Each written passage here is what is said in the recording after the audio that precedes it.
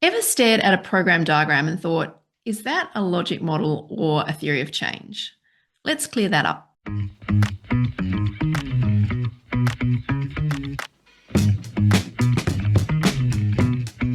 Today, we're unpacking logic models.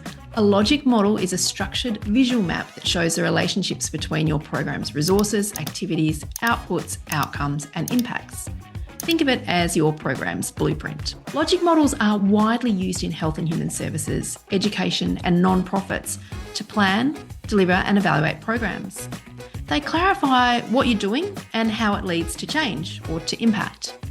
You'll typically see columns or a flowchart that show inputs, activities, outputs, outcomes, and impact. But here's where people get confused. Logic models focus on what happens, while a theory of change goes deeper into why and how change is expected to occur. A theory of change maps the causal pathways. It articulates the assumptions and factors in context and risk. It's your program's strategy, not just its structure. So to provide a practical example to show this, imagine a community health program.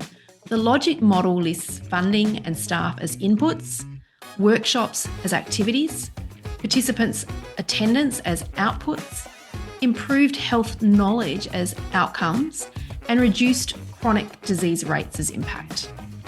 Meanwhile, a theory of change would also unpack any assumptions, like believing that culturally tailored workshops will actually change behaviour. And it will account for external factors like local policy or access to care.